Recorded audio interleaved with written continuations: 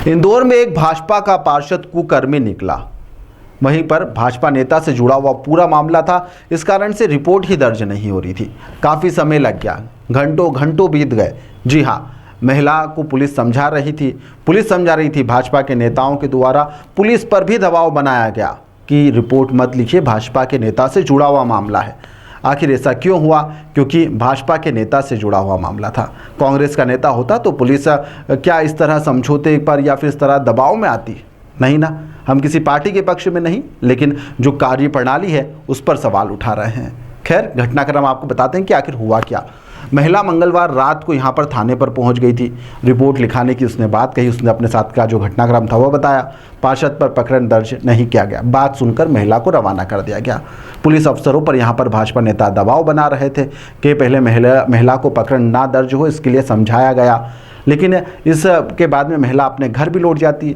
लेकिन देर रात पूरा घटनाक्रम बदलता है और फिर महिला वापस से थाने जा पहुँचती है, जिसके बाद में पुलिस को जैसे तैसे कर रिपोर्ट लिखनी पड़ती है। और अभी तक पार्षद को गिरफ्तार नहीं किया गया है। रेप की धाराएं सोचिए, और अभी तक पार्षद पर किसी भी प्रकार की कोई कार्रवाई नहीं हुई है।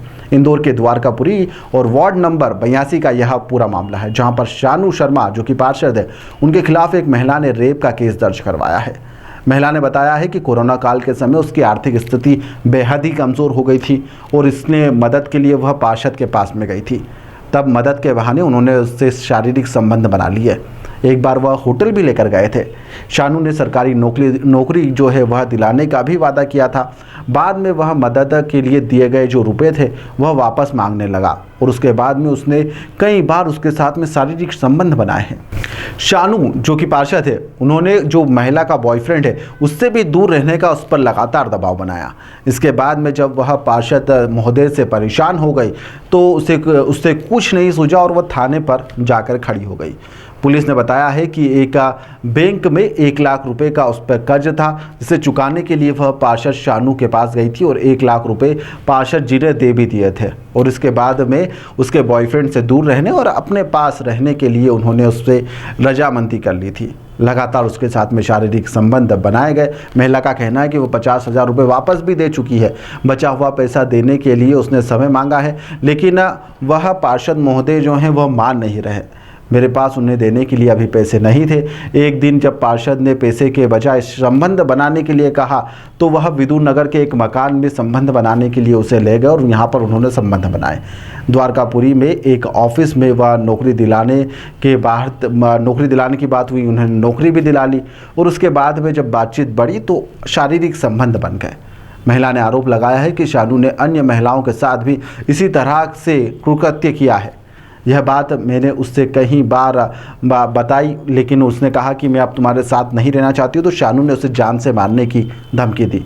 शानू ने कहा कि मैं तुम्हारा जीवन बर्बाद कर दूंगा और इसी कारण से यह जो शिकायत थी महिला इतने समय तक नहीं कर रही थी। महिला का ये सीधे सीधे आरोप है कि मेरे ऊपर लगातार जो पार्षद महोदय हैं वह दबाव बना रहे थे शानू, और इसके चलते मैं रिपोर्ट दर्ज नहीं करवा रही थी। और लेकिन अब जाकर मैं यहाँ पर थाने पर पहुँची और मैंने रिपोर्ट दर्ज करवा दी है। फिलहाल इस पूरे मामले में पुलिस का क्या कुछ कहना है वो भी आपको सुनना चाहिए। द्वारकापुरी में ये मामला सामने आया है। थाना द्वारकापुरी में ये मामला सामने आया है जिसमें कि जो फरियादी है उसके द्वारा एक आवेदन पत्र दिया गया है थाना द्वारकापुरी में। उसके द्वारा ये बताया गया है कि उसका डाइवोर्स हो गया था और उसके बाद उसकी जो बता रहे हैं जो आरोपी है, आरोपी से कोरोना के समय उससे मुलाकात हुई थी और कोरोना के बाद कुछ सामान का लेन देन हुआ। फिर उसके बाद जो भी उसके पास फाइनेंशियली काफी कमी थी, उसने बोला कि मैं लोन भी भरूंगा और उसके बाद फिर उसको नौकरी पर भी अपने ऑफिस में रख लिया। पर कुछ समय बाद नौकरी से निकाल दिया गया और उसके साथ शारीरिक संबंध बनाए जबरदस्ती। तो इस तरह की बात उसने आवेदन दिया है। उस आवेदन पर दुष्कर्म की विभिन्न धाराओं के तहत केस रजिस्टर की जाकर इन्वेस्टिगेशन में लिया गया है। इन्वेस्टिगेशन में आए हुए तथ्यों के आधार पर वैधानिक कार्रवाई की जा रही है। और ऐसा बताया जा रहा है कि देर रात से पीड़िता थाने पर पहुंची थी लेकिन सुनवाई नहीं हो रही थी, ऐसे कई कारण बताए जा रहे हैं। पुलिस पूरे मामले को टालने वाली थी। नहीं, ऐसी कोई बात तथ्य प्रकाश में नहीं आया। इसमें जो फरियादिया के द्वारा यह रिपोर्ट लिखाने गई है तो उसके द्वारा आवेदन तैयार किया गया और आवेदन पर से FIR रजिस्टर की। देखा, बीजेपी के पार्षद महोदय तो कुकर्मी निकले। अब महिला के बयान कितने सत्य हैं, पार्षद महोदय कितने सत्य हैं, वो तो पार्षद महोदय के सामने आने के बाद ही पता चल पाएगा कि आखिर पूरा घटनाक्रम है क्या महिला जैसा बता रही वैसा के वैसा ही घटनाक्रम है, या फिर इस घटनाक्रम में कुछ और बदलाव भी हो सकते हैं। शायद से कहानी बदल भी सकती है। फिलहाल पुलिस की जांच चल रही है। पार्षद महोदय जब गिरफ्त में आएंगे तो उसके बाद में पता चलेगा कि आखिरकार हुआ क्या था।